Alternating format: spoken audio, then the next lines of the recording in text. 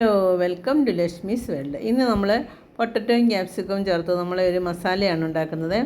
അതിനുവേണ്ടി നമ്മൾ പൊട്ടറ്റോ എടുത്തിട്ടുണ്ട്. 3-4 ചെറിയ പൊട്ടറ്റോയും ഒരു സവോള, 2 ക്യാപ്സിക്കം, 2 ടൊമാറ്റോയും കൂടെയാണ് ഞാൻ എടുത്ത് വെച്ചിരിക്കുന്നത്. നമ്മുടെ ഉള്ളി നമ്മൾ ചെറിയ കഷ്ണങ്ങളായി അരിഞ്ഞെടുക്കുക.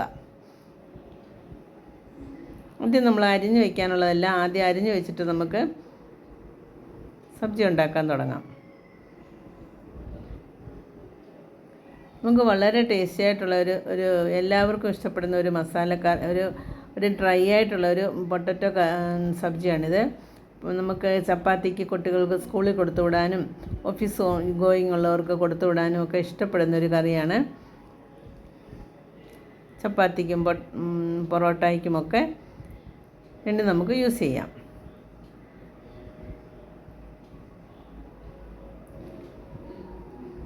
ഉരുളക്കിഴങ്ങൊക്കെ ചെറിയ കഷ്ണങ്ങളായിട്ട് തന്നെ കട്ട് ചെയ്യണം. വെള്ളമൊന്നും ഒഴിക്കാതാണ് ഇതുണ്ടാക്കുന്നത്, അതുകൊണ്ടാണ് ചെറിയ കഷ്ണങ്ങളായിട്ട് തന്നെ കട്ട് ചെയ്യുന്നത്. ഇനി നമ്മുടെ ക്യാപ്സിക്കത്തിനകത്തുള്ള അരിയൊക്കെ മാറ്റിയിട്ട് വേണം നമ്മൾ കട്ട് ചെയ്തെടുക്കാൻ. അതും ചെറിയ കഷ്ണങ്ങളായിട്ട് തന്നെ കട്ട് ചെയ്യണം.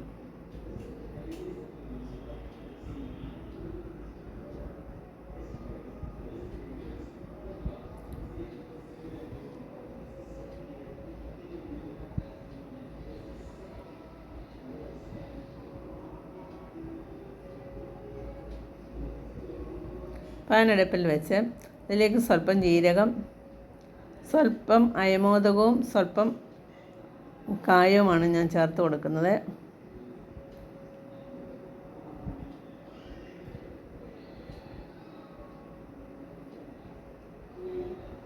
സ്വല്പം കായവും കൂടി ഇട്ട് കൊടുത്തു.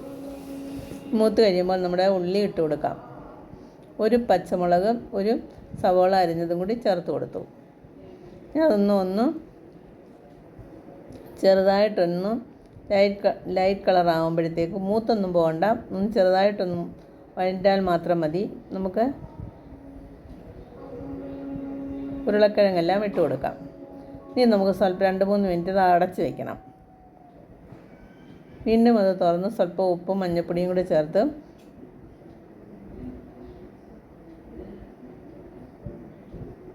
ഇതിലേക്ക് അര സ്പൂണോളം ജിഞ്ചർ ഗാർലിക് പേസ്റ്റ് ചേർത്ത് കൊടുത്തു. സ്വല്പം മഞ്ഞൾപ്പൊടി, ഉപ്പ്,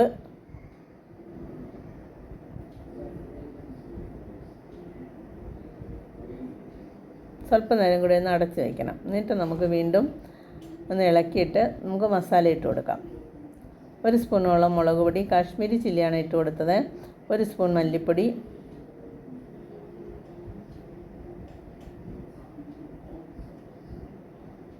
സ്വല്പം മസാല, നല്ലപോലെ മിക്സ് ചെയ്തതിന് ശേഷം നമുക്ക് ടൊമാറ്റോ ഇട്ട് കൊടുക്കാം.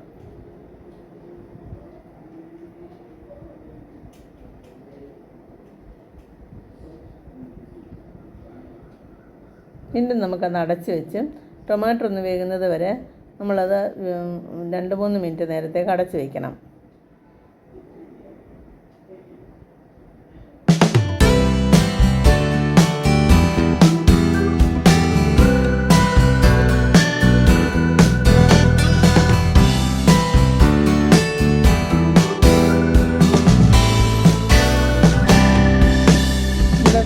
ഉരുളക്കിഴങ്ങൊക്കെ ഒന്ന് വെന്തിട്ടുണ്ടോ എന്ന് നോക്കാം.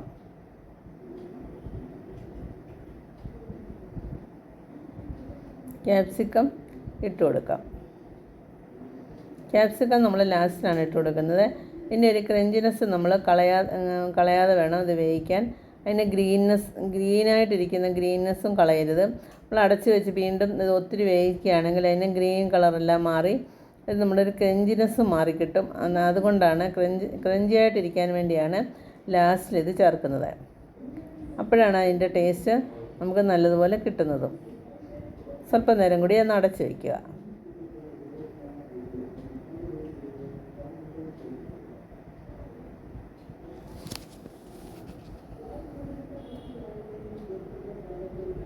നല്ല പുളിയുള്ള തക്കാളിക്ക ആണെങ്കിൽ നമുക്ക് ഇതിനകത്ത് മാങ്ങയുടെ പൊടി ഇടേണ്ട ആവശ്യമില്ല. ഞാൻ ഇതിലേക്ക് സ്വല്പം ഒരു പിഞ്ചോളം മാങ്ങ ഉണക്കി പൊടിച്ച പൊടി ഇട്ട് കൊടുക്കുന്നുണ്ട്.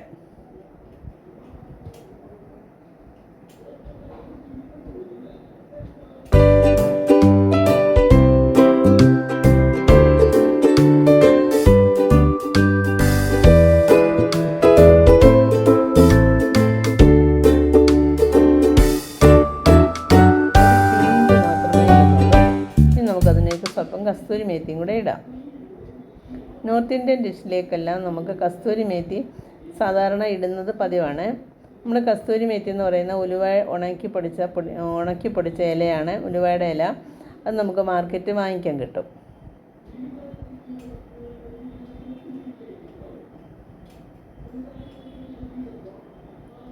അപ്പം നമ്മുടെ സബ്ജി റെഡി ആയിട്ടുണ്ട്. Okay, by.